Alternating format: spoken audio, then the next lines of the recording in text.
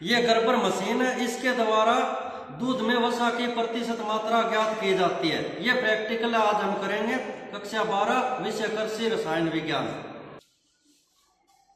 Gerber विधि द्वारा दूध में वसा की प्रतिशत मात्रा ज्ञात करने के लिए हमें क्या क्या आवश्यक सामग्री चाहिए, वो है सबसे पहले तो गर्बर मशीन, उसके बाद ब्यूटायरोमीटर। ये ब्यूटायरोमीटर होता है और इसका ये स्टॉपर होता है, और स्टॉपर को ढक्कन लगाने के लिए की भी होती है, स्टॉपर और स्टॉपर की। ब्यूटायरोमीटर हो गया। ये ब्यूटायरोमीटर स्टैंड, ये स्टैंड पर ही रखा जाता है। फिर है टिल्ट मेजर। टिल्ट मेजर ये होता है, इसके द्वारा निश्चित मात्रा में लिक्विड डाला जाता है। कोई रसायन हो जो खतरनाक रसायन होता है जिसको हम हाथ से टच नहीं कर सकते, उसके लिए ये काम में लाया जाता है। तो इसमें ये कंसंट्रेट H2SO4 है। इसमें टिल्ट मेजर की सहायता से 10 मिलीलीटर ये डालना है। दूध का सैंपल है 10.75 मिलीलीटर ये डालना है। इसके बाद एमिल अल्कोहल ये डालना है। यह आवश्यक सामग्री हो गई। और जल उष्मक के रूप में हम गर्म पानी बीकर में रख लेंगे, जल उष्मक भी चाहिए।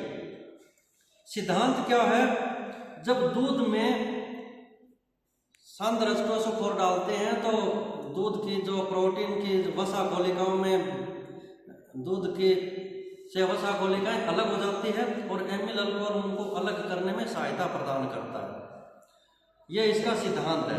सबसे पहले इसमें 10 ml कंसंट्रेट H2SO4 डालते हैं। यह चाहे कितना ही भर लो, इसमें 10 मिलीलीटर ही रहेगा। इस प्रकार से हाथ में नहीं लेना है, इस स्टैंड पर ही ये भरना है, बाहर भी नहीं निकलना चाहिए। इसके बाद दूध का सैंपल है वो डालना है।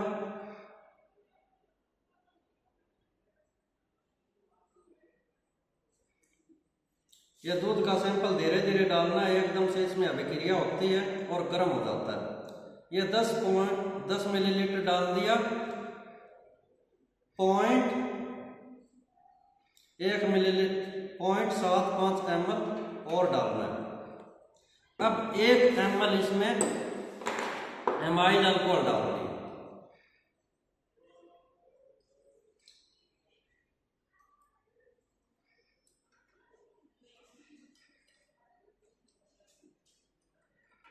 एक मिलीलीटर ये डाल दी। अब स्टॉपर लगाना है, इसमें स्टॉपर से बंद करना है इस प्रकार से। इस प्रकार हमने 4 ब्यूटायरोमीटर सैंपल से भर लिए हैं। अब इसको ब्यूटायरोमीटर स्टैंड पर ही लाना होता है, इस प्रकार बंद करके, क्योंकि इसके हाथ टच नहीं करने, ब्यूटायरोमीटर स्टैंड पर ऐसे हिलाना होता है।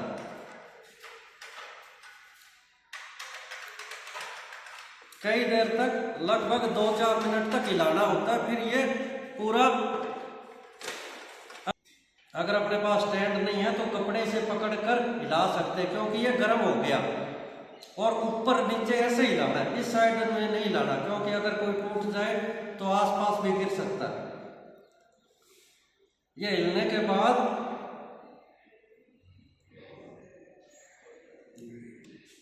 अब इनको अच्छी तरह हिलाने के बाद ये गर्म हो गए। इनको जल उष्मक के रूप में, ये ब्यूटायरोमीटर स्टैंड ही रखना होता है जल उष्मक में, लेकिन अपने पास वो उपकरण नहीं है, इसलिए हम बीकर में पानी गर्म करके इसमें रखते हैं।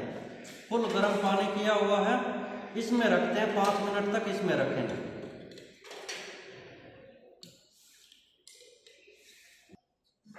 जल उष्मक में 5 मिनट रखने के बाद अब हम गर्बर मशीन में रख के घुमाएंगे।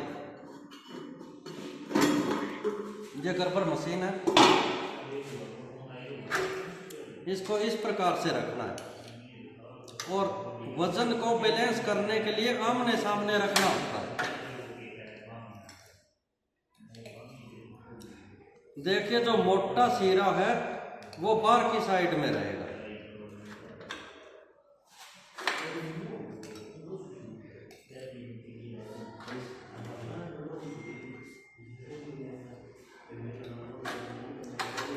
बैलेंस बराबर करने के लिए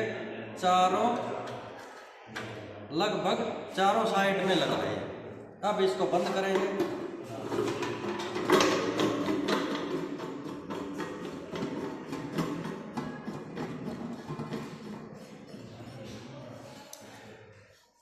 अब 1100 आरपीएम पर 4-5 मिनट तक इसको घुमाना है बहुत तेज गति से।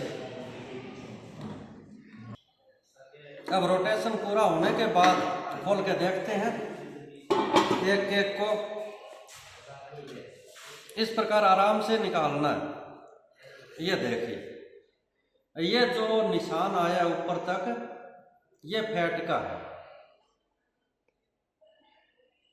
ये आया 4.9, इसका मतलब 4.9% इसमें फैट है। इसी प्रकार हम फैट चेक कर सकते हैं। धन्यवाद।